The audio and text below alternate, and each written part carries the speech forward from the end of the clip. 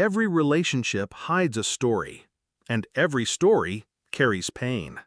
Welcome to Cheating Stories Insights, where truth bleeds through words. She texted me 10 minutes before the ceremony. "Sit somewhere near the back, okay? My classmates' families will be up front. You can just record from there. Love you." No kiss emoji, no warmth. Just logistics. I stared at the message, thumb hovering over reply, but my phone stayed still. The hotel ballroom smelled like champagne and ego.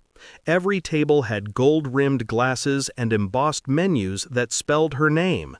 "Congratulations, Amelia Carter, Juris Doctor." She loved seeing it printed. I'd spent 3 years financing that name. Late nights, double shifts, saving for her tuition while she focused on the future. Our future. Now she wanted me in the back row like a sponsor.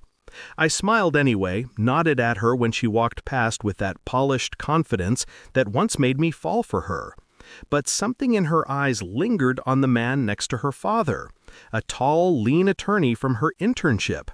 The way she glanced at him, not as a colleague, as a secret. I knew then that tonight wasn't a celebration, it was a performance. And I wasn't part of the cast. 2 weeks earlier, I'd found her laptop open. She never left it unlocked. A chat window blinked in the corner. Can't wait till it's just us. His name was right there. Same man. The one who now laughed at her father's jokes across the hall. I'd read only a few lines before closing it, forcing my breathing back to normal. My first instinct was denial. Maybe it was harmless. Maybe it meant nothing, but I knew her patterns, the slow, emotional drift, the late nights at study groups, the scent of another man's cologne woven into her scarf. It wasn't the act that broke me, it was the performance of innocence, the way she still kissed my cheek every morning like ritual anesthesia. I didn't confront her, not yet. Instead, I started tracing her movements, quietly. Phone records, card statements, a trail of coffee receipts from a boutique cafe she'd never mentioned, messages deleted at precise intervals, her graduation gown charged to his account. I watched it all unfold like a prosecutor building a case. No rage, just data. Emotionless, efficient, methodical. By the time she slipped a glossy invitation under my door, "Join me and my classmates for the post-ceremony dinner," I already had the evidence printed, sealed, and sitting in my car. The truth was clean now, cold, and I could finally breathe. The day of her graduation, she barely looked at me. Her father shook my hand like a formality. "You must be proud of her," he said, smiling for the photographers. "Pride," I replied, "is an interesting word." He didn't understand. None of them did. While they toasted her achievements, I excused myself, saying I had a call to make. I didn't. I had a plan to finish. At the bank across the street, I sat across from the manager. Calm, clear.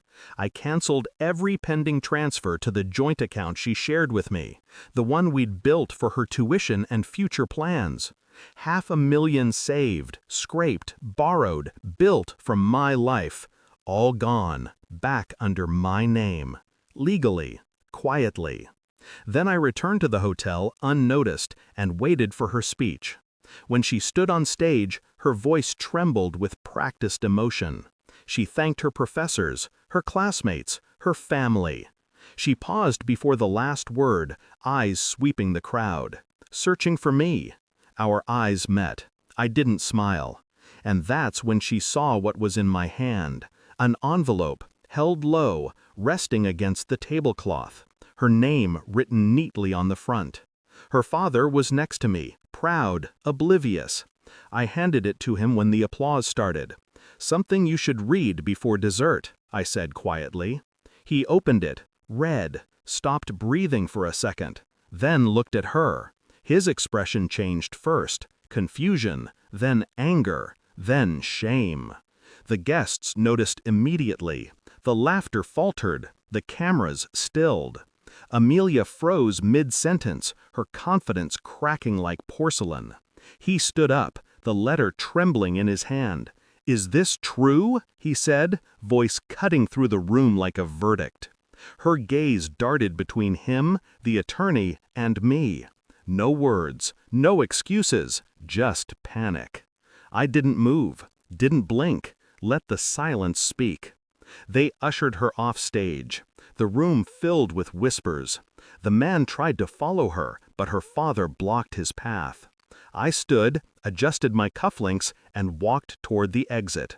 The envelope had done more than any argument could. It contained the chat logs, the bank records, the receipts, the entire affair documented like evidence in a courtroom. I didn't need to shout. She'd trained all her life to respect the weight of evidence. At the door, I looked back once. She was crying, her father refusing to look at her, the attorney pale and cornered. I felt nothing, just the calm after detonation. Outside, the night was cold. The city lights reflected in the glass towers. One of them, the bank I'd just left. For the first time in years, I didn't feel like a spectator in my own life. I'd sat in the audience long enough, watched her perform gratitude, affection, loyalty. Tonight, she performed her downfall, and I gave her the stage. I walked to my car, started the engine, and let the noise drown the distant echoes of applause turning into chaos. I didn't text her, didn't block her, didn't explain. Some truths don't need words. I just drove, steady, silent, past the hotel that still shimmered with hollow celebration.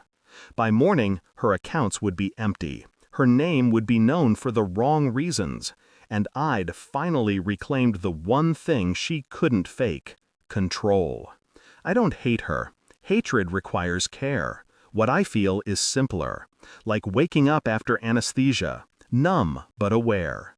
The world is quieter now, and when I think of her voice echoing through that hall, cut off mid-sentence, I realize something. Sometimes silence is the most eloquent revenge.